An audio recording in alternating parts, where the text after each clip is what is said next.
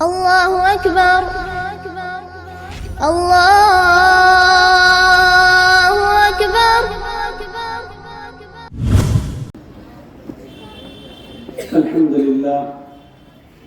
الحمد لله نحمده ونستعينه ونستغفره ونؤمن به ونتوكل عليه ونعوذ بالله من شرور أنفسنا ونعوذ بالله من شرور أنفسنا ونعوذ بالله من شرور أنفسنا ومن سيئات أعمالنا من يهده الله فلا مضل له ومن يضلله فلا هادي له ونشهد أن لا إله إلا الله وحده لا شريك له ونشهد أن سيدنا وسندنا وشفيعنا وحبيبنا وهادينا وإمامنا وأولانا ومولانا محمدا عبده ورسوله صلى الله عليه وعلى آله وأصحابه وأتباعه وأزواجه وذرياته وأهل بيته وأهل طاعته وعلماء أمته أجمعين إلى يوم الدين وسلم تسليما كثيرا كثيرا. أما بعد فأعوذ بالله من الشيطان الرجيم. بسم الله الرحمن الرحيم. الذي خلق الموت والحياة ليبلوكم أيكم أحسن عملا وهو العزيز الغفور. وقد ورد في الخبر عن النبي الصادق الأبر صلى الله عليه وسلم أنه قال: الناس معادن كمعادن الذهب والفضة خيارهم في الجاهلية خيارهم في الإسلام إذا فقهوا أو كما قال عليه الصلاة والسلام.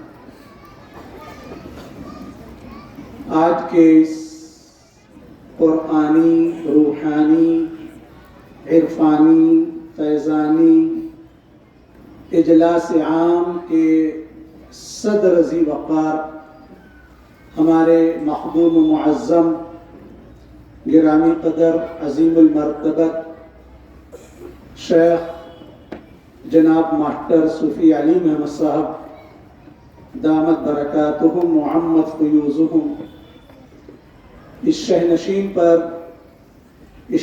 تشریف فرما گرامی قدر حضرات، علماء کرام، واجب التکریم بزرگوں، میرے عزیز دینی بھائیوں، پردہ نشین میری ماں بہنوں، میں سب سے پہلے آخر میں موقع رہے نہ رہے اس لیے اپنی گفتگو کے آغاز میں ہی میں اپنی جانب سے خصوصاً اسٹیج پر تشریف فرما ہمارے علماء برادری کی جانب سے اور تمام ہی سامعین و سامعات کی جانب سے آج کے ہونے والے ہونہار، خوش نصیب، سعادت مند 4 حفاظ کرام، اسی طرح ناظرہ قرآن تکمیل کرنے والے عزیز طلباء اور طالبات، ان کے والدین، ان کے سرپرست حضرات، ان کے مشفق اساتذہ کرام، مدرسے کے ناظم، ہمارے عزیز مولانا مفتی عبدالرحیم ملی صاحب اور مسجد و مدرسہ یوسفیہ کے انتہائی فعال اور ایکٹیو ذمہ داران، آپ تمام حضرات کی جانب، آپ تمام حضرات کی خدمت میں میں بہت بہت مبارکباد پیش کرنا چاہتا ہوں یا ایھا الناس قد جاءتکم موعظۃ من ربکم وشفاء لما فی الصدور وهدى ورحمة للمؤمنين قل بفضل الله وبذلك فبذلك فليفرحوا هو خير مما يجمعون. میرے پاس وقت بہت مختصر ہے. میں ان آیات گرامی کی روشنی میں قرآن کریم کی تعلیم، وہ ناظرہ ہو، وہ حفظ ہو، وہ تجوید ہو، ان گرا قدر تعلیمات سے مالا مال ہونے والے تمام خوش نصیب طلبہ اور ان کے سرپرست حضرات کو بہت بہت مبارکباد پیش کرتا ہوں.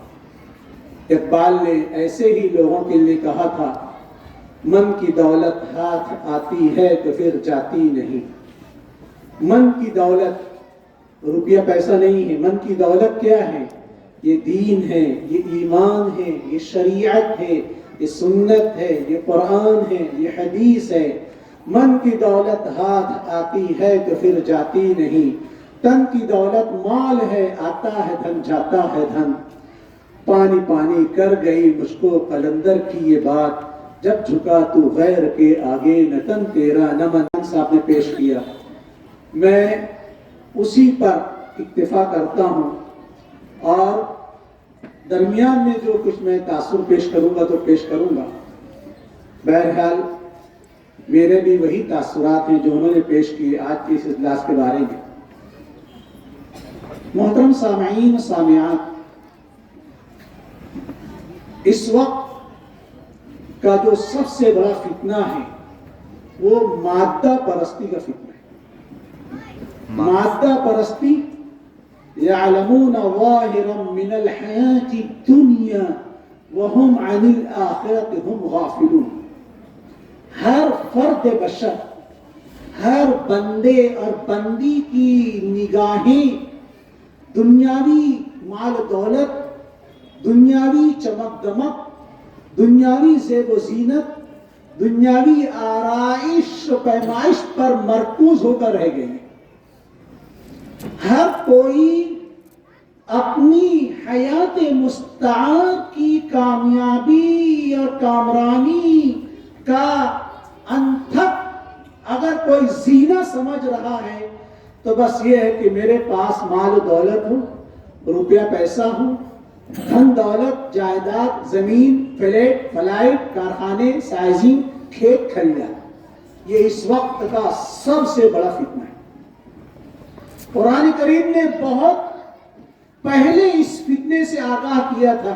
یا ایھا الذین آمنوا لا تلہکم اموالکم ولا اولادکم عن ذکر اللہ ومن یفعل ذلک فاولئک هم الخاسرون. اے ایمان والو، تمہیں تمہارے مال و اولاد تمہیں اللہ کی یاد سے غافل نہ کرنے پائے. لیکن افسوس یہ قرب قیامت کا زمانہ ہے اور حضور اکرم صلی اللہ علیہ وسلم نے جن مادی فتنوں سے اپنی امت کو آگاہ کیا تھا، افسوس صد افسوس جس جگہ چوروں کا ڈر تھا وہیں رہا. حضور اکرم صلی اللہ علیہ وسلم نے فرمایا تھا، واللہ لا اخشى علیکم الفقر ولكن اخشى ان تبسط علیکم الدنیا كما بسطت علی من كان قبلکم. میں تمہارے اوپر فقر فاقے کے آنے سے نہیں ڈرتا کہ تم پر فقر فاقہ آئے گا، لیکن مجھے اس بات کا ڈر ہے کہ دنیا اپنے مال و متاع کے ساتھ تم پر منڈیل دی جائے، مال دولت کی ریل پیل ہو جائے. فتنافسوا، پھر تم اس کے لینے میں، اس کے حاصل کرنے میں اسی طرح کمپٹیشن میں آ جاؤ. کما تنافس من کان قبلکم، جس طرح تم سے پہلے لوگوں نے کمپٹیشن میں اس کو لیا. اور پھر انجام کیا ہوگا؟ یہ دنیا تمہیں اسی طرح ہلاک تباہ و برباد کر دے گی جس طرح ان لوگوں کو تباہ و برباد کر. اس لیے اس وقت سب سے بڑی بات جو ہم میں سے ہر ایک کو ذہن نشین کرنا چاہیے وہ یہ کہ ہم سب اللہ کے بندے اور اس کی بندیاں، اور قدم قدم پر اللہ تعالیٰ کی مدد کے، اس کے نصرت کے محتاج ہیں. اور اللہ تعالیٰ کی مدد نہ ملک اور مال کے ذریعے آتی ہے، نہ عہدے اور اقتدار کے ذریعے آتی ہے، نہ حسن و جمال کے ذریعے آتی ہے، نہ صلاحیت و قابلیت کی بنیاد پر آتی ہے، نہ گریجویشن اور کوالیفیکیشن کی بنیاد پر آتی ہے۔ اللہ تعالیٰ کی مدد، اللہ تعالیٰ کی مدد تو اللہ تعالیٰ کو راضی کرنے والے اعمال کی بنیاد پر آتی ہے۔ ایاک نعبد و ایاک نستعین پر جب بندوں اور بندیوں کی زندگیوں میں اللہ تعالیٰ کو راضی کرنے والے اعمال ہوتے ہیں تو اللہ راضی اور خوش ہوتے ہیں، پھر اللہ تعالیٰ رحمتوں اور برکتوں اور نسلوں میں اطاعت و فرما برداری کا ظہور فرماتے ہیں۔ لیکن ہمیں اور آپ کو یہ کیسے معلوم ہوگا کہ اللہ تعالیٰ کو راضی کرنے والے اعمال کیا ہیں؟ اللہ تعالیٰ کو راضی کرنے والے اعمال کا ہی نام ہے شریعت، اور ان اعمال کو جناب رسول اللہ صلی اللہ علیہ وسلم کے نورانی اور مبارک طریقوں میں انجام دینے کا نام ہے سنت۔ یہ شریعت، یہ سنت، یہ قرآن، یہ حدیث ہماری زندگیوں میں کیسے آئے؟ یہ ایک بہت بڑا سوال ہے، اور درمیان میں بطور جملہ معترضہ کہ میں یہ بھی کہہ دوں کہ ہم اور آپ جس عبادت کے مکلف اور پابند ہیں وہ عبادت صرف 5 وقت نماز پڑھ لینے کا نام نہیں ہے، وہ عبادت صرف رمضان شریف کے روزے رکھ لینے کا نام نہیں ہے، وہ عبادت سال بسال حج اور عمرہ کرنے کا نام نہیں ہے، وہ عبادت زندگی میں 1 سال 1 مرتبہ حج کر لینے کا نام نہیں ہے۔ عبادت کس کا نام ہے؟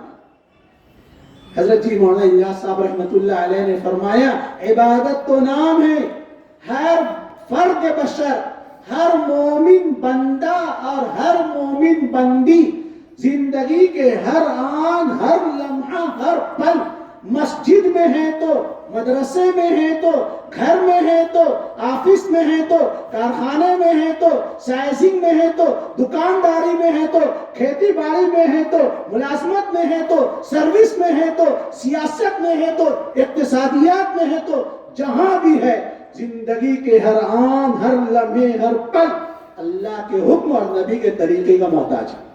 اس کا نام ہے عبادت۔ ابھی اتنا جامع نظام، اتنا زبردست سسٹم ہماری زندگیوں میں کیسے آئے؟ اس زبردست جامع اور مانع نظام کو حاصل کرنے کے لیے شریعت نے ہمیں اور آپ کو پابند بنایا ہے۔ طلب العلم فریضۃ علی کل مسلم۔ قرآن کریم میں اللہ تعالیٰ فرما رہے ہیں الذی خلق الموت والحیاة لیبلوکم ایکم احسن عملا۔ اللہ تعالیٰ نے موت اور زندگی کیوں عطا فرمائی ہے؟ موت کھا لینے، کما لینے، موت آئے مر جانے کے واسطے نہیں، زندگی آمد برائے بندگی، زندگی بے بندگی شرمندگی شرمندگی، زندگی کو بنانے کے واسطے آئی۔ اور زندگیاں کیسے بنے گی؟ اللہ فرما رہے ہیں لیبلوکم ایکم احسن عملا۔ اللہ دیکھنا چاہتے ہیں، اللہ تمہیں آزمانا چاہتے ہیں، اور جب ابتلا اور آزمائش کی نسبت جب اللہ کی جانب ہوتی ہے تو اس کا ترجمہ ہوتا ہے تبیین الحقائق بالدلائل۔ اللہ تمہیں آزمانا چاہتے ہیں ایکم احسن عملا، کہ تم میں سے کون شخص اچھا عمل کرتا ہے۔ معلوم ہوا ہم مرد و عورتوں سے صرف عمل مطلوب نہیں ہے کہ صحیح غلط، اچھا برا کر کے ہم نے پیش کر دیا، نہیں، حسن عمل کے ساتھ، عمل کے ساتھ ساتھ حسن عمل بھی مطلوب ہے۔ معلوم ہوا کہ کوالٹی کے ساتھ، کوانٹیٹی کے ساتھ کوالٹی بھی مطلوب ہے، تعداد کے ساتھ استعداد بھی مطلوب ہے۔ تم کتنا عمل کر کے لائے ہو یہ نہیں، تم کیسا عمل کر کے لائے۔ تعداد کے ساتھ استعداد بھی مطلوب ہے، کمیت کے ساتھ کیفیت بھی مطلوب ہے، حسن عمل مطلوب ہے۔ اور حسن عمل کے لیے شریعت نے ہمیں اور آپ کو پابند بنایا ہے۔ طلب العلم فریضۃ علی کل مسلم، علم کا حاصل کرنا ہر مسلمان مرد و عورت پر فرض ہے۔ علامہ شامی رحمت اللہ علیہ نے لکھا ہے وَاعْلَمْ أَنَّ قَدْرَ الْفَرْضِ مِنَ الْعِلْمِ عِلْمُ الْعَقَائِدِ والطهارة والصوم والصلاة والحج وصوم رمضان فمن لم يتعلم قدر الفرض يؤخذ عنه يوم القيامة ومن لم يعلم أولاده يسأل عنه يوم القيامة. علامہ شامی رحمۃ اللہ علیہ لکھتے ہیں کہ جان لو علم کی وہ مقدار، علم کا وہ حصہ جس کا حاصل کرنا ہر بالغ مسلمان مرد و عورت پر فرض ہے. اور فرض بھی کون سا ہے معلوم ہے؟ آپ کو معلوم ہوگا، آپ نے سنا ہوگا فرض کی دو قسمیں، ایک ہے فرض عین اور ایک ہے فرض کفایہ. یہ 5 وقت کی نماز ہمیں اور آپ کو پڑھنا فرض عین ہے. یہ فرض ہے، اور آپ کو معلوم ہے 2 چیز معاف نہیں ہوتی، ایک فرض اور ایک قرض. یہ نماز 5 وقت کی نماز پڑھنا فرض عین ہے، ہر میں سے ہر ایک کے لیے کمپلسری ہے. اور محلے میں کوئی میت ہو جائے، کسی کا انتقال ہو جائے تو کچھ لوگ مل کر اس کی نماز جنازہ پڑھ دیں، یہ ایک فرض کفایہ ہے، سب کی جامع ادا ہو جائے. میں جس فرض کی بات کر رہا ہوں علامہ شامی جس کو لکھ رہے ہیں وَعَلَمْ أَنَّ قَدْرَ الْفَرْضِ مِنَ الْعِلْمِ، وہ فرض عین ہے. ہر بالغ مسلمان مرد عورت کو اس کا حاصل کرنا فرض اور ضروری. مثلا کون سے علوم؟ سب سے پہلا عقیدے کا علم. میرے پاس وقت ہوتا تو میں آپ کو بتلاتا کہ آج عقیدے کے راستے سے ہی ضلالت اور گمراہی، کفریات اور شرکیات، بدعات و خرافات، وہ قادیانیت ہو یا شکیلیت ہو، وہ بہائیت ہو، وہ گوہر شاہی کا فتنہ ہو، جتنے باطل فرقے در انداز ہو رہے ہیں وہ عقیدے کے راستے، بد عقیدی کے راستے.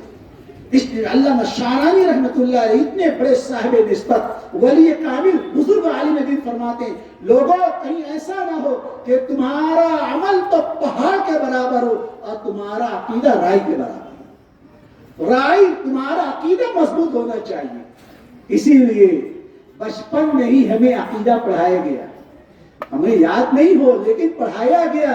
آمنت باللہ وملائکتہ وکتبہ ورسلہ والیوم الآخر والقدر خیرہ وشرہ من اللہ تعالی والبعث بعد الموت. عقیدے کا علم.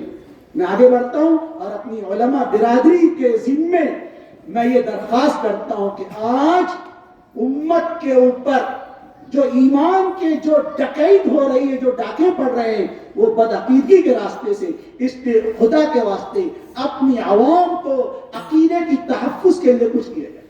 سب سے پہلا علم عقیدے کا علم، پاکی ناپاکی کا علم، نماز کا علم، روزے صحیح ہے نہیں ہے اس کا علم. ان تمام چیزوں کا علم حاصل کرنا ہر بالغ مسلمان مرد عورت پر فرض ہے. اگر علامہ لکھتے ہیں فَمَن لَمْ يَتَعَلَّمْ قَدْرَ الْفَرْضِ يُؤْخَذُ عَنْهُ يَوْمَ الْقِيَامَةِ. جو شخص اس فرض کی مقدار علم حاصل نہیں کرے گا کل قیامت کے دن اس سے پوچھا جائے گا کہ تم نے اس مقدار علم کو حاصل کیوں نہیں کیا. اور آگے فرما رہے ہیں وَمَن لَمْ يُعَلِّمْ أَوْلَادَهُ يُسْأَلُ عَنْهُ يَوْمَ الْقِيَامَةِ. اگر ہم نے اپنی اولادوں کو اس علم سے محروم رکھا، اپنی اولادوں کے لیے ان علوم دینیہ اور ان علوم ضروریہ کا ہم نے انتظام نہیں کیا، کل قیامت کے دن ہم سے پوچھا جائے گا یہ بچے اللہ کی نعمت ہے، اللہ کی امانت ہے. کیا یہ اولاد ہم نے تمہیں اسی لیے دی تھی کہ تم ان سے محنت مزدوری کرواؤ، تم ان سے پچری کرواؤ، تم ان سے ہوٹلوں پر جھوٹا سنگل دھو، تم کارخانوں میں تراشن بھراؤ، تم ان بچوں کو گلی گلی گھوم کر پپڑ اور گھگری بچو؟ کل قیامت کے اس بارے میں ہم سے پوچھا جائے گا. اس لیے میرے بھائیوں، میری ماں بہنوں، علم کی اس مقدار کا حاصل کرنا جس طرح ان بچوں کے لیے ضروری ہے. حضرت جی مولانا الیاس صاحب رحمۃ اللہ فرمایا کرتے تھے مجھے ان بچوں سے زیادہ ان بڑی عمر کے لوگوں کی فکر ہے. میں بہت مبارکباد پیش کرتا ہوں ہمارے عزیز مفتی عبدالرحیم صاحب نے اس بات کا اظہار کیا کہ آئندہ سے انشاءاللہ تعلیم بالغہ کا بھی انتظام کیا جائے گا. ہمارے شیخ حضرت والا ہردوئی رحمۃ اللہ فرمایا کرتے تھے کہ یہ ہر گلی ہر محلے کی ضرورت ہے. اس لیے کہ آج جب تعلیم کی بات کی جاتی ہے تو ہم لوگ اپنے دامن جھڑک کے نکل جاتے ہیں اور ہم لوگ کہتے ہیں میرا بچہ پڑھتا ہے نا، میرا نواسا فلاں مدرسے میں پڑھتا ہے نا، اب میرا پوتا فلاں مدرسے میں پڑھتا ہے نا۔ بزرگوار محترم، میں آپ سے پوچھنا چاہتا ہوں، آپ کے بچے کھائیں گے ان کا پیٹ بھرے گا، آپ کا پیٹ نہیں بھرے گا۔ آپ اپنی بھوک مٹانے کے لیے آپ اپنے کھانے کے پابند ہیں۔ اس کے لیے شروعات تو بچپن ہی سے ہوتی ہے۔ حضرت اقدس تھانوی نور اللہ مرقدہ نے لکھا ہے کہ ہمارے استاد حضرت مولانا یعقوب صاحب نانوتوی رحمۃ اللہ علیہ کے پاس جب کوئی شخص آتا تھا کہ حضرت میں اپنے بچے کو دین پڑھانا چاہتا ہوں، کیا پڑھاؤں پہلے؟ تو حضرت مولانا یعقوب صاحب نانوتوی رحمۃ اللہ فرمایا کرتے تھے، بھائی تم اپنے بچے کو پہلے قرآن پڑھاؤ، تم اپنے بچے کو پہلے قرآن پڑھاؤ، اس لیے کہ جس دل میں قرآن محفوظ ہو جائے گا پھر وہ دل ہر قسم کی کفریات سے، شرکیات سے، بدعات سے، خرافات سے، ضلالت سے، گمراہی سے محفوظ ہو جائے گا۔ اور اگر خدا نخواستہ ہم نے اپنی اولادوں کے لیے ہر چیز کا جتن کیا، لیکن اگر ہم نے دینی تعلیم کی فکر نہیں کی تو پھر میں بہت ہی افسوس کے ساتھ ایک واقعہ سنانا چاہتا ہوں۔ ایک باپ کا انتقال ہوا، ایک باپ کا انتقال ہوا، اس کو نہلا کر دھلا کر اس کو جنازے کی شکل میں پیش کیا گیا۔ جنازے کے لیے صف لگی ہوئی ہے، امام صاحب پیچھے مڑ کر دیکھ رہے ہیں، کسی کو تلاش کر رہے ہیں۔ کس کو تلاش کر رہے ہیں؟ تو کیا ہوا؟ ارے بھائی کوئی سرپرست تو مجھ سے اجازت دے دے۔ تو مرنے والے کے سرپرست ایک بیٹا ہے، بہت ہونہار، مائنڈیڈ، ایجوکیٹڈ، کہاں ہے وہ؟ بھائی کہاں ہے؟ وہ باہر ٹہل رہا ہے۔ مرے تھے جن کے لیے وہ رہے وضو کرتے، پڑھی نماز جنازہ ہماری غیروں نے، پڑھی نماز جنازہ ہماری غیروں نے، مرے تھے جن کے لیے وہ رہے وضو۔ وہ ہمارا بچہ نا وہ باہر ٹہل رہا ہے، کیا ہوا؟ ارے بھائی شروع کرو، ہاں ہاں ہاں شروع کیجیے امام صاحب، شروع کی، میرے تو اجازت۔ دیکھا آپ نے، مرے تھے جن کے لیے وہ رہے۔ یہ برے دن کیوں دیکھنے پڑے؟ پیر ذوالفقار صاحب ایک عجیب دل دہلا دینے والا واقعہ ہے۔ یہ تو تعلیم سے متعلق، تربیت سے متعلق واقعہ لکھا ہے۔ اگر ہم نے اپنے بچوں کی دینی تعلیم تربیت کی فکر نہ کی، تو اگر ہم نے اپنے بچوں کی تعلیم و تربیت کی فکر کی تو آپ کو معلوم ہے ماہم میں حضرت مخدوم علی رحمت اللہ علیہ جو بزرگ بنے، ایسے بزرگ بنے۔ آج ہم لوگوں کے سامنے اہل اللہ کے سوانے، ان کی ہسٹریاں بھی ہمارے سامنے ہونی چاہیے۔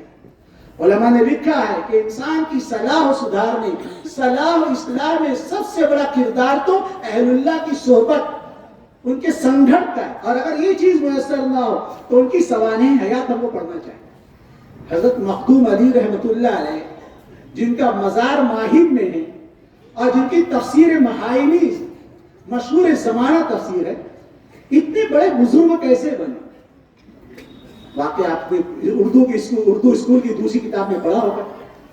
رات ماں نے پانی مانگا، بیٹا پانی لا پینے کے لیے۔ یہ سعادت مند، خدمت گزار، اطاعت شعار، فرما بردار بیٹا پانی لے کر آیا تو دیکھتا کیا ہے کہ اماں جان کی آنکھ لگ گئی، اماں جان کی آنکھ لگ گئی ہے۔ اب انہوں نے اپنی اماں کو جگانے کو ڈسٹرب سمجھا تو ان کی نیند میں خلل ہو جائے گا۔ وہ سعادت مند بیٹا پانی کا گلاس لیے رات بھر کھڑا رہا۔ صبح آنکھ کھلی، ماں کی آنکھ کھلی، ماں کے دل سے دعا نکلی، ماں کی اس دعا نے اس خدمت گزار بیٹے کو اپنے وقت کا مخدوم زمانہ مخدوم علی بنا۔ اگر ہم اپنی اولادوں کی تعلیم و تربیت کی فکر کریں گے، اس کا اہتمام کریں گے، تو ایسی نیک صالح متقی پرہیزگار صاحب نسبت علماء اولیاء اللہ اولادیں ہمارے گھروں میں پیدا۔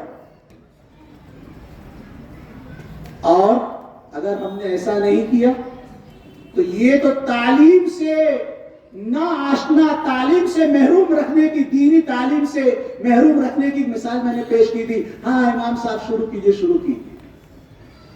تربیت کے باب میں پیر ذوالفقار صاحب عجیب و غریب واقع ہے۔ حالانکہ اس واقعے پر ہمارے جیسے دیار میں ہم جیسے لوگ یقین نہیں آتا کہ ایسا بھی انسانیت اس درجہ بھی مر جائے گی۔ پیر ذوالفقار صاحب واقعہ لکھتے ہیں کہ میں بوڑھی ہوں اور عاجز ہوں، ناتوا ہوں، بے بس ہوں، بے کس ہوں، میرا کوئی خدمت گزار نہیں ہے. میرا ایک جوان بیٹا ہے جو مجھ سے علیحدہ ہو کر دور رہتا ہے. وہ کبھی میرے پاس نہیں آتا، کبھی میری خدمت کے واسطے نہیں آتا. میں اس سے ریکویسٹ کرتی ہوں، درخواست کرتی ہوں، بیٹا تو کبھی کبھی آ جایا کر، میں تجھے دیکھ کر اپنی آنکھوں کو سرور اور اپنے دل کو ٹھنڈا پہنچا دیا کروں. تو بولتا ہے نہیں نہیں میں بہت بزی ہوں. اور اس کے بزی ہونے کا حال یہ ہے کہ اس نے کتا پال رکھا ہے. انگریزی معاشرت کا اثر مسلم سماج پر بھی پڑا، اس نے کتا پال رکھا ہے. اس کتے کو نہلانے اور دھلانے اور گھمانے اور پھرانے پر روزانہ 1-2 گھنٹہ صرف کرتا ہے. میں اس کی ماں ہوں، میں نے 9 مہینہ اس کو اپنے پیٹ میں رکھا ہے. بخاری شریف کی حدیث ہے، ایک صحابی رضی اللہ عنہ حاضر خدمت ہوتے ہیں، عرض کرتے ہیں، پوچھتے من حق بحسن صحابتی یا رسول اللہ، اللہ کے رسول میرے حسن سلوک کا سب سے زیادہ مستحق کون ہے؟ حضور فرماتے ہیں امک، تیری ماں. پوچھتے ہیں ثم من، پھر کون؟ حضور فرماتے ہیں امک، تمہاری ماں. پھر پوچھتے ہیں ثم من، پھر کون؟ حضور فرماتے ہیں امک، تیری ماں. پھر پوچھتے ہیں ثم من، پھر کون؟ حضور فرماتے ہیں ثم ابوک، تمہارے ابا. حضرات شارحین حدیث اس حدیث کی شرح میں لکھتے ہیں حضور اکرم صلی اللہ علیہ وسلم نے اس حدیث میں ماں کا حق 3 مرتبہ بیان کیا. کیوں؟ اس لیے کہ ماں اپنے بچے کو اپنے پیٹ میں 9 مہینہ پیٹ میں اٹھائے رکھتی ہے. وَحَمْلُهُ حَمَلَتْهُ أُمُّهُ كُرْهًا وَوَضَعَتْهُ كُرْهًا وَحَمْلُهُ وَفِصَالُهُ 30. اس محنت اور مشقت بھرے منظر کو قرآن کریم نے بیان کیا. ایک ماں اپنی اولاد کو 9 مہینہ اپنے پیٹ میں اٹھا کر رکھتی ہے. دوسری تکلیف اس کو جننے کی تکلیف، ڈیلیوری کی تکلیف، جو موت و زیست کی کشمکش. تیسری تکلیف، تیسرا مجاہدہ، اپنے بچے کو دودھ پلانا. یہ ماں کا. حضرت عبداللہ بن عمر رضی اللہ خدمت میں ایک صحابی، ایک شخص حاضر میں اور پوچھا اللہ کے حضرت میری ماں کا مجھ پر کیا حق ہے؟ میری ماں کا مجھ پر کیا حق؟ پوچھا تیری ماں کا تجھ پر حق یہ ہے کہ اگر تیری ماں کو اپنے کاندھے پر بٹھا کر پیدل بیٹھا کرا دے تب بھی تو اپنی ماں کے درد سے کا بدلہ ادا نہیں کر سکتا. یہ ہے ماں کا. کہاں تو دینی تعلیم نے، اسلام نے ماں باپ کا یہ بیان کیا کہ ماں باپ کے چہرے کو ایک محبت بھری نظر سے دیکھنے پر ایک مقبول حج کا ثواب. اور کہاں اس دینی تعلیم سے محرومی کی وجہ سے بڑی سے بڑی اعلیٰ سے اعلیٰ ڈگریاں تم نے دلا دی، لیکن اگر محروم رکھا تو دینی تعلیم سے محروم رکھا، اس کا نتیجہ کیا ہوا؟ وہ بچہ میرا لڑکا کتا پالا ہے، اس کو روزانہ گھمانے پھرانے پر 1-2 گھنٹے صرف کرتا ہے. میں اس کی ماں ہوں، میں بلکتی ہوں، میں بلبلاتی ہوں کہ کبھی آ جایا کرے میں اس کو دیکھ لیا کروں. تو بولتے ہیں نہیں میں بہت بزی ہے. میں حکومت سے درخواست کرنا چاہتی ہوں کہ حکومت میرے بچے کو اس بات کا پابند بنائے کہ میرا لڑکا کبھی کبھی میرے پاس آ جایا. یہ ہے انسانیت، میا، مروت، محبت، جس کے لیے بوڑھی ماں سسک رہی ہے اور حکومت میں اپلیکیشن داخل کر رہی ہے کہ حکومت اس کو پابند بنائے. سوچیے کتنی انسانیت مر گئی. حکومت کے اندر اگر انسانیت، عدالت کے اگر انسانیت ہوتی تو اس کیس کو خارج کر دینا چاہیے.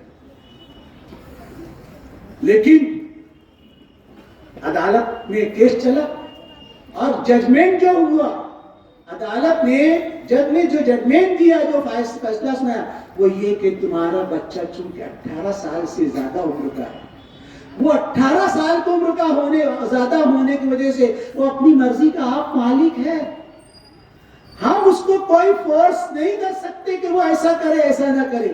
ہاں اگر آپ کو خدمت کے لیے اگر آپ کو کوئی چاہیے، آپ حکومت سے اپلیکیشن کریں، حکومت آپ کے واسطے، حکومت کی جانب سے خدمت گزار آئے گا، وہ آپ کی خدمت کیا کرے گا۔ میرے بھائیوں، میری ماں بہنوں، یہ زمانہ نہ زمانے نے دکھایا ہوتا، یہ زمانہ نہ زمانے نے دکھایا ہوتا، درس قرآن اگر ہم نے بلایا ہوتا۔ یہ برے دن اس ماں کو برے دن کیوں دیکھنے پڑے؟ اسی لیے دیکھنے پڑے کہ اس نے اپنی اولاد کو سب کچھ سکھایا، نہیں سکھایا تو قرآن نہیں سکھایا، نہیں سکھایا تو دین نہیں سکھایا، نہیں سکھایا تو مذہب نہیں سکھایا۔ اس بنا پر جی آخرت کے بعد کی جو کامیابی کامرانی ہے وہ تو مستقل ہے، اس دنیا میں 4 دن کی زندگی بعافیت و سلامت، امن و سکون کے ساتھ گزارنے کے لیے بھی ہم ضروری ہیں، تنہا نہ چل سکیں گے محبت کی راہ میں جا رہا ہوں، آپ میرے ساتھ آئیے۔ ضروری ہے کہ ہم اپنا، اور قرآن کریم نے اس نقطے کو بیان کیا، قُوا أَنفُسَكُمْ وَأَهْلِكُمْ۔ قرآن کریم نے کہا لوگوں تم اپنے آپ کو اور اپنے گھر والوں کو دین جہنم کی آگ سے بچاؤ۔ میں پوچھنا چاہتا ہوں، قرآن کریم نے پہلے اہلیکم کہا، انفسکم کہا، بعد میں اہلیکم کہا، کیوں؟ ایک باپ، ایک ماں جب اپنی کئی دینی تعلیم کی ضرورت اور اس کی تعلیم تربیت کی فکر محسوس کرے گی تو پھر اپنے بچے کے لیے بھی اس کی فکر۔ ابو داؤد شریف کی حدیث حضور اکرم صلی اللہ علیہ وسلم نے فرمایا مروا اولادکم بالصلاۃ وهم ابناء 7 واضربوهم علیہا وهم ابناء 10۔ حضور اکرم صلی اللہ علیہ وسلم نے فرمایا تم اپنے بچوں کو نماز کا حکم دو، جب وہ 7 برس کے ہو جائیں، 10 سال کے ہو جائیں، نماز نہ پڑھیں ان کو مارو۔ حالانکہ کبھی نماز فرض نہیں، لیکن نماز کی اہمیت بتانا۔ میں پوچھنا چاہتا ہوں وہ کون سا باپ ہوگا، وہ کون سی ماں ہوگی، وہ کون سا بڑا بھائی ہوگا جو اپنے ماتحت کو نماز کی تاکید کرے گا؟ یہ سوال ہے۔ وہ وہی باپ ہوگا جو خود نمازی ہوگا، جو خود بے نمازی ہوگا، وہ کس منہ سے اپنی اولاد کو نماز کی تاکید کرے گا؟ اس کے لیے میں آخر میں یہ نقطہ بیان کرنا چاہتا ہوں، الحمدللہ ثم الحمدللہ، کہ مدرسہ یوسفیہ ہو یا ہمارا شہر مالیگاؤں یا دنیا بھر کے مکاتب مدارس، تعلیم